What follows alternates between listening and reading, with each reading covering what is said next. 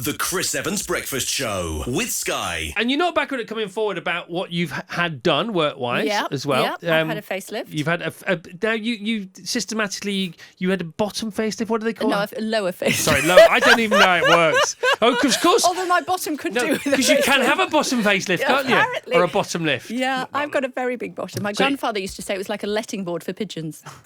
Sorry, so it was a lower facelift. It was a lower facelift. Back to this was when you were 40. Was your present to yourself? It was, yeah. No, it's when I was 50. Well, you're 50. Yeah, I'm still younger than Madonna, okay? That's all you need to know. But, as far as cosmetic surgery is concerned, you have to be careful, don't you? Because if it goes even slightly awry, then it just looks unnatural, doesn't it? And so, the human eye, we know things, sometimes we know things and we don't know why we know them. And one of the things you say, why would you do that? Because you're drawing attention to the fact that you're a bit vain. I mean, I can't tell that you've had one done, to be honest. That's because I paid a fortune for it. Is that the deal? Yeah. Is that the deal? You get what you pay for. All right, it's either the country mansion or the new face. The country mansion can wait. Yeah, you can always get a mortgage. But it's was it a big decision for you, that though? It was a big decision. Did you discuss it with pals? I discussed it with my son and with my girlfriends, and some said, "Yeah, go for it, girlfriend," and others. My son was like, "Oh, don't do that, mum." That's how he talks.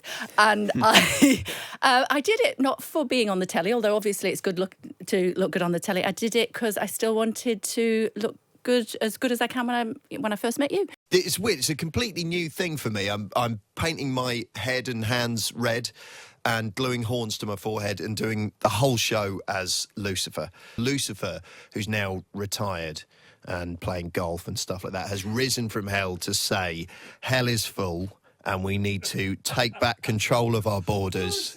Because we're sick of people arriving in hell for having used a plastic straw after they broadcast Blue Planet 2. So it's good fun. It's really, really fun. And it's like a whole new... Having done stand-up for 20 years, I'm still in love with stand-up. It's like a great form of communication, hearing people laugh, being in the room. It's amazing. But to create something completely new as a character was a blast. When I was first introduced to heroin, I thought, well, Johnny Thunders does heroin, so he's super cool, so I'll give it a shot. And that's literally, how it starts. And how are the highs before the chemical highs? Because being in one of the greatest rock and roll bands ever, that's pretty good anyhow, isn't it? Yeah, right. You're pretty much up there. Yeah. Well, I mean, because we were so young, there was no rules, and because there was no bands like us, I don't think anybody really thought about kind of trying to contain this. No one ever really sat down with us and said, "You guys, you're going down in flames." Like for us, when you're young, you're kind of invincible, and that's how we got to where we got. So Zach is at the time of shooting, Zach was 20 stone and I was 12 stone, and so there was a bit of a distance to go. And I got 6 weeks. Stephen gave me 6 weeks at 5 meals a day and a trainer for twice a day doing CrossFit. I don't know if you've ever done CrossFit. It's insane. It's sort of military, like rope climbing and a lot of crying and screaming. And we did that twice a day with a lot of chicken and sushi. And I got to 13.5 stone. But a lot of it was, it was in the face. Similar for you, Nick? Similar regime? Yeah, I ate a wedding cake a day. I mean, we trained for 2 weeks and, they worked out like a few amazing routines for us in terms of the fights. And I'd never been in an actual ring before, and they set up this incredible ring in a really beautiful old 1930s...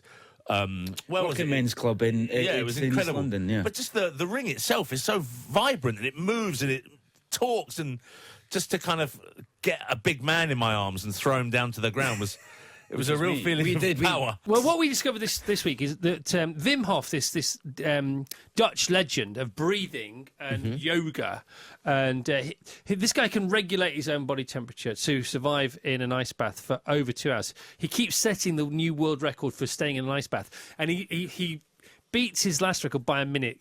It's 2 and a bit hours at the moment, but he can do 4. Whoa. Hang on a minute. How long? 4 hours. 4 hours in an ice bath. Yeah, and he regulates his own body temperature, and he teaches other people how to do this. However, via this, part of the process is you start by having a cold shower.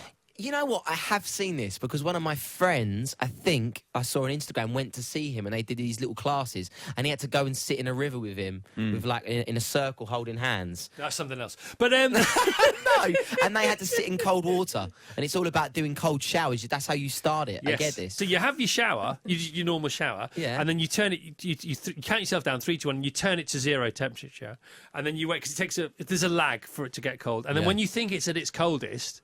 You've already folded your arms. When you think it's at its coldest, intrigued by this. When you think it's its coldest, you then try and stay under it for 15 seconds, and then you build up to 2 minutes, and you graduate it however you feel most comfortable. Well, I was doing that when I was doing when I was training for my half marathon. Every time I finished a 3 or 4 mile run or a 6 mile run, I always go straight into a cold shower for as long as it was, 2 or 3 minutes, 4 minutes. For me, that's being linked to the wilderness. That's why I'm so obsessed with the wilderness. Everything I've done for the last 20 years have been about connecting. I think we're so disconnected from it now. I mean, look, here we are. I mean, this is utterly beautiful, the view over London. I do love the city. It's where I grew up. But I think the wilderness just has this visceral draw for all of us. And that's why I think if you look at our obsession, well, our obsession now with cold water therapy, with animals, houseplants, it's all of us grasping, trying to have some connection back with the wilderness where you get happiness. And I think the best thing about that view, actually, is the River Thames that you get between and that's now the natural bit, and that's the only really natural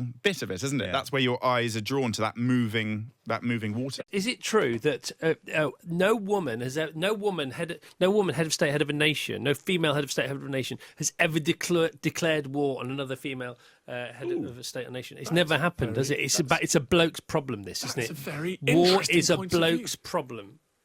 That's fascinating. Do you know what? You want world peace? Put the women in charge. Do you know what, Chris? Very simple. I think you are absolutely right about that. I've always thought that. I have to say, and it's kind of unfair, I just think men are damaged. And I say that as a man who would love to be Prime Minister. I would love to be Prime Minister because secretly, I would love the marching bands. I'd like the option of Would you invading really France. like to be Prime Minister? Yeah, because but for egotistical reasons. I honestly, it's the dark truth that isn't inside men. I would love to march about and see the Coldstream Guards come past. That'd be awesome. That's the wrong reason. Where do you go when the sky hits the ground? Won't you take me away to that innocent place? Eyes like pearls in the warmest sea, as deep as the ocean, as wide as the valley. All my troubles seem so far away from me. Can't you see I was falling? Now my troubles seem far away from me. Can we just talk about Who Wants to Be a Millionaire? We can. I had no idea. You know, for years and years and years, I was trying to write the sequel to Who Wants to Be a Millionaire because it's the perfect game show. What was your involvement in it? Well, I worked at Capital Radio for a while, and I worked with Chris Tarrant and a couple of Mike Whitehall and David Briggs, and we then decamped to Celador, and it was a production company where we were writing comedy and scripts and things, but you could walk up a flight of stairs to where people were doing game shows. So if you had an idea, you could present it, and the three of us worked together on various things and had a couple of things that became successful in Europe. And then David came up with the idea of the escalating prize money, and we worked on it for a few years. And the problem was people kept taking the money when we were doing prototypes of it. And so we had to sort of desperately find ways of keeping them in, phone a friend and all those other things. And it sort of, by accident and evolution, this thing evolved that, you know, it's hard to take the credit for it when it's actually the result of lots of different circumstances happening. I've known you for quite a few years now and interviewed you a few times.